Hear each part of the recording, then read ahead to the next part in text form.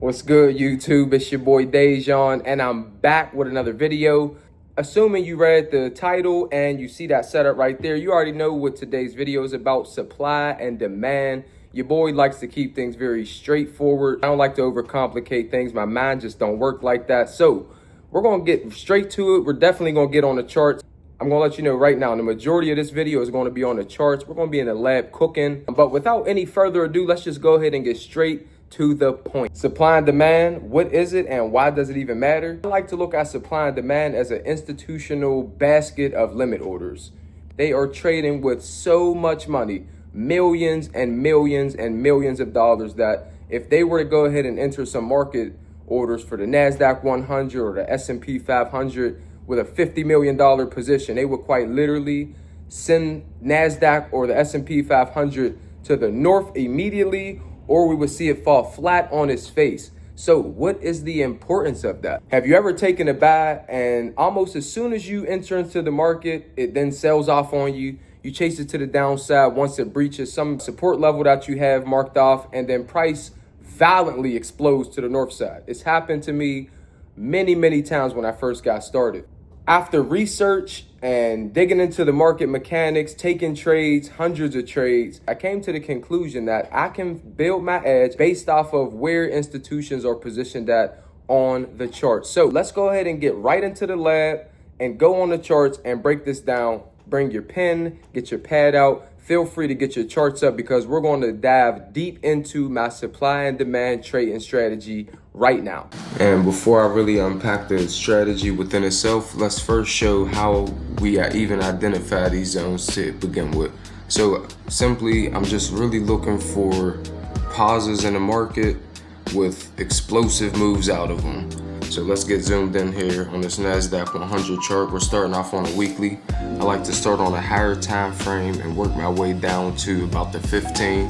I'm primarily scalping, so I'm not spending too much time up on the higher time frames, but I definitely like to highlight the most important supply and demand zones on the higher time frames, mainly because they're guides for when you're scalping. We'll make all of this make sense as we unpack more of the charts and get more granular into the time frame. So starting off with this weekly here, just making it real quick and simple, you know, just looking for quick pauses. We got this one right here.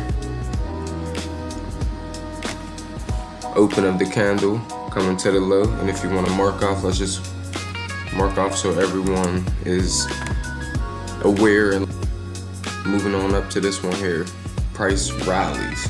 Look at that explosive move out of that demand. We got from the 21,570s clear up to the 2339s before we had another pause. Just imagine the type of change that would do to your account if you caught that in a session, in a week, within this time frame, out of this demand zone. And also, let's unpack a little bit of this support and resistance as well, just to compare and show the difference of why supply and demand is, which the market mechanics is based off of, versus what support and resistance is commonly thought of. For example, we got this right here, this 21,800 psychological level, right? Everyone's watching it. This is a well-known key level that anyone will be watching. Here, you know, on this breakout, and let's get this drawn out. These little peaks, and keep in mind that this is a weekly, but this will all make sense as we really dial down on these time frames here. But these peaks, everyone's getting caught trapped long here, right? And price pulls back. But what does price do in the midst of it pulling back while most people might be attempting to get short here? It's just simply forming demand on a higher time frame. This time frame specifically, 2 weeks later, we have an explosive move out of that demand, right? So keeping it moving, we come up here. After the rally, we then pause. The market doesn't really pull back, it doesn't really even go anywhere. It just takes a little break. And then look what we have here, a major demand zone. Let's go ahead and get that one marked out. And now, we're pretty much good here on this weekly. Let's just move on down to the daily. The main importance of why we really want to drill down on these supply and demand zones, like I made mention earlier in the video here, institutions are trading with so much money. They're trading with millions and millions and millions of dollars. They're not able to enter full $100 million positions all at once, right? So they leave little traces. So they start their position, right? So where does our edge come in? Our edge comes in when price leaves this demand and price retraces into this demand. That's our signal. When price comes back into this demand, it's a bucket of institutional limit orders that are resting in the market, right? So when price comes back into these zones to get more of those orders filled, that's where we're looking to take advantage of the market, right? So we got that marked out on a weekly, and look how it translates as we're zooming down here on a daily. Price pulls back. Now keep in mind, we did have that level drawn out as a key level that everyone's watching, at 21,800 level. But as we're zooming down on this daily, look what we see here. Price pulls back, major wick showing extreme buying in the market, right? So now price goes against you. You chase it up, taking buys up here at the top, price retraces right back down into this demand zone. Now keep in mind, you're not even aware that there's a major level of demand on the institutional side. It's not a matter of chasing stops, going against retail, anything like that. It's just simply there's an underlying mechanic of the market that most traders, specifically retail traders, are not aware of. Right, so keeping it pushing, price rallies, it pushes up. Now we marked off that weekly demand, and look what we have here. We kind of chop around, trade sideways, we rally, and now we pull right back into this demand. Most people get scared whenever they see, really bearish candles, but as price is pulling back, where is it pulling back to? It's pulling right back to this weekly demand zone that we have marked out here. Now keep in mind, this is a daily. Now on this daily, look what we have here. By now, I'm sure you're picking up what I'm putting down, so we go ahead and mark these off as well. And just as well as I said, I'm just simply looking for pauses in the market, right? We have a major rally, pause, and explosive move out of it. So I mark that off just to be mindful as I'm taking trades on my 15-minute time frame. Keeping it pushing down, let's go to the 4-hour. Now, let's be mindful that the market here is currently at all-time highs, so we don't have much overhead supply that is a major level of resistance at the moment, right? Not saying that we can't form any, I'm not saying we won't find any, but we don't have much right now. There's a lot of demand, which is why we see price just pulling back, and it seems like every dip is being bought. Same here, right? Price pulls back, everyone's taking the market on sales. It takes a pause, it continues to pull back. Now, out of greed, for whatever reason that traders have, when price continues to go in one direction, you think that it will not stop. Price then comes to the bottom of this demand. It bottoms out, forms some demand. So now we got stacked demand, which is one of my favorite A+ setups, right? So entries, we're taking entries within this demand, right? So here at the 22,876s, and I'm not sure how you manage risk, but I manage risk maybe putting stops right below, depending on what time frame. So like this one, we have the 719s. This will be a tight risk to reward here, putting a stop right at the 716s, just for example, right? What's the target potentially? Maybe we're setting a target here, right? So maybe that's where we start to use support and resistance as target rather than, say, overall strategy as far as entries. Underlying mechanics, supply and demand. Let's keep it pushing. Look at what we have set up here now. We are now on a 1 hour, right? And before I draw it out, I'm hoping you're seeing what I'm seeing as we're breaking this market down, right? What do we have? Price retreats and pulls back into this demand. We catch a bottom, form demand, stack demand within demand. Very bullish. We take a move out of demand, pull back, form a higher low than the previous low. We flirt around here in demand, major moves out of it. We retreat. So if you're trading to the downside without being aware of this underlying mechanic, right? Maybe you're just taking, so maybe you caught a beautiful trade here at the top, expecting price to just never stop selling down. But a part of supply and demand is also being able to read that price action. So let's zoom in here. As price is pulling down, look at the sellers currently in the market. Major wicks on the bottom showing what? Extreme buy pressure. Not to say we can't take sales here, but we have to be mindful, right? When we're starting to see price action form major wicks, as price is moving down and we see major wicks pushing up, that means buyers are definitely stepping here in the market on an aggressive level. And then what do we have? Demand. As we're moving forward, breaking down the NASDAQ 100 chart here, I'm sure this is making sense at this point. We're simply just marking off our supply and demand zones, which we haven't really caught any supply yet because, as I said, the market is moving. This is a really pretty big demand zone here, 200.1, but keep in mind this is on a higher time frame. As we're moving down here, just keep in mind how price action is behaving. The sellers that are in the market are not as aggressive as the buyers that are passive, right? So that means there are still some institutional limit orders that need to be filled down here. So the deeper we retrace into this demand while keeping this, in my opinion, bullish price action, that just goes to show that institutions are looking to be as cheap as possible and get the best premium price down here in this demand zone. So we flirt around here in this demand zone, right? And then we explode out of it, forming all-time highs here at the top. And like we said here, me personally, I strictly trade off supply and demand. So let's move down here to this 15. We are now here on this 15-minute chart. Price is pretty much chopping sideways. This is where our all-time high, so this should be expected here. Now this is a beautiful opportunity for us to mark out a nice supply zone here. We see price rallies, takes a brief pause, continues to rally. Everyone is expecting NASDAQ at this point to probably go to 29,000, 30,000 just off this one move. When the market does not strictly go up, at some point it does come down. So now we got that supply zone drawn out. We see price comes up, buyers getting trapped here in the market. This is where we would be looking to take our entries, right?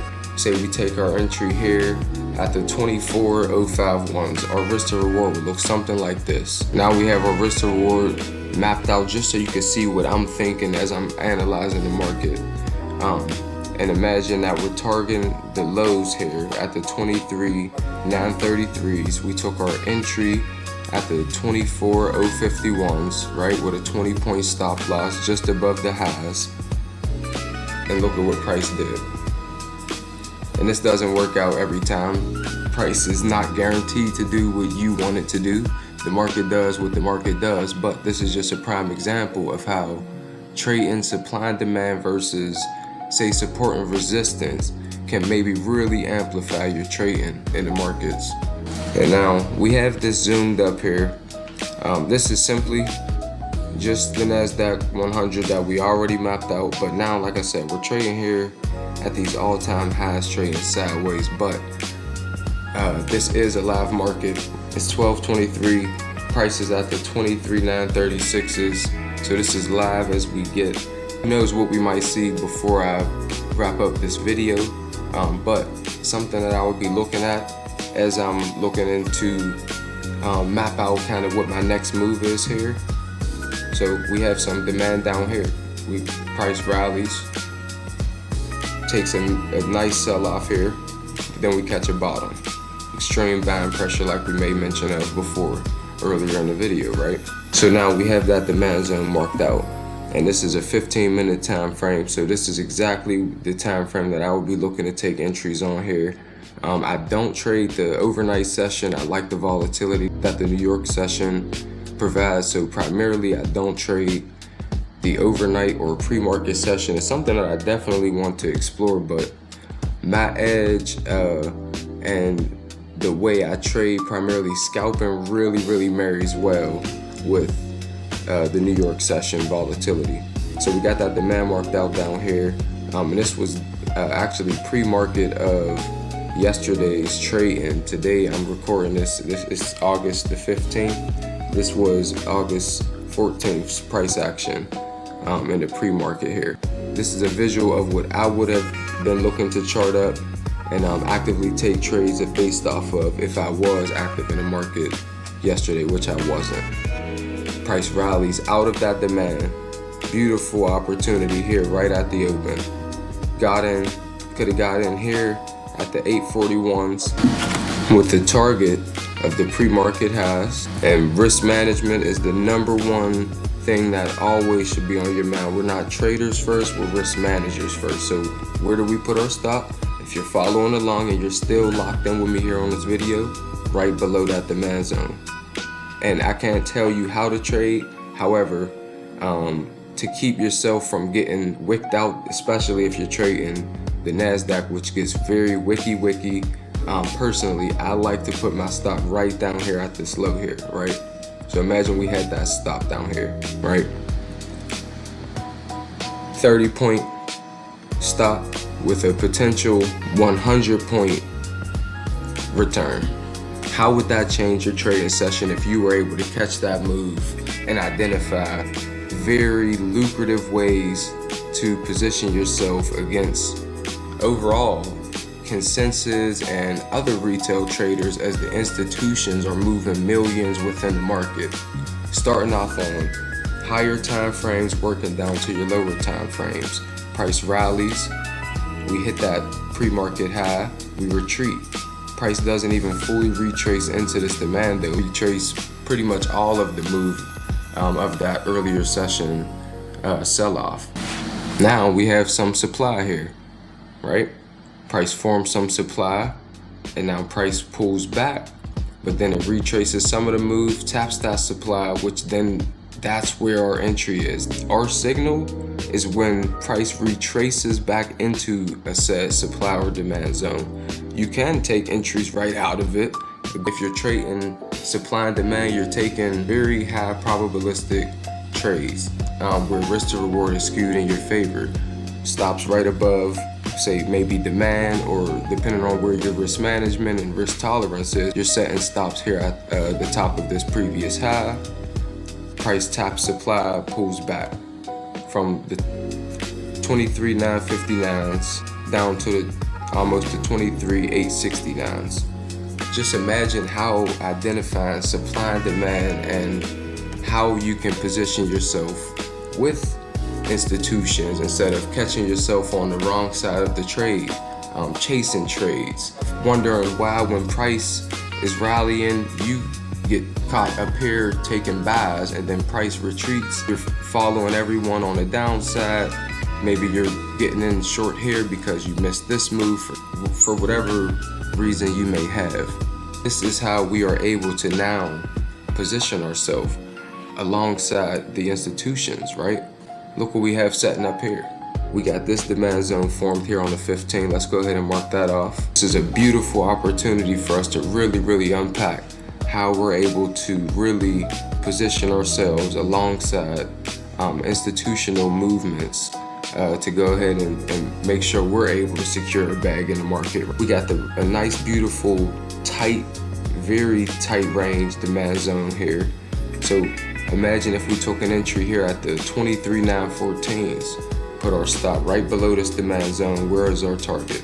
We're targeting supply. So what does our risk to reward look like? And imagine if we're able to consistently identify these opportunities that set up almost on a daily basis. But one thing we cannot do is force trades.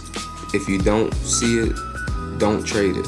Every candle though is not a supply zone. Every candle is not a demand zone. However, we're keeping in mind that we're waiting for brief pauses in the market after a move has already been made.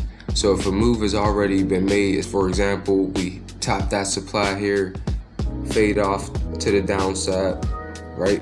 Maybe we're not chasing that. Now we're able to identify and say, where is price going, right? Maybe price, we're anticipating price comes down here to this demand, right? However, we even have this demand zone that we could identify down here. As I'm speaking, look at what we have setting up live in the market. in the midst of that conversation, we actively have demand formed with a move definitely moving out of it. When I see something like this setting up, if I am looking to take an aggressive entry depending on the conviction that I have in the market, my entry will be right under the open of this candle, this basin pause candle. 10-point stop right below that candle, and I'm targeting the overhead supply or key level that may be above me.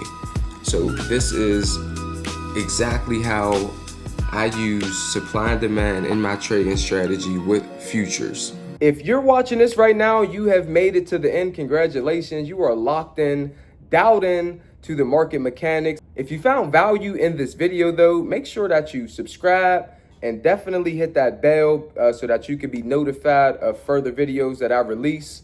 Feel free to like and leave a comment. I read all comments. Let's open up some dialogue about the markets. And until our next session, happy trading. I'm gone.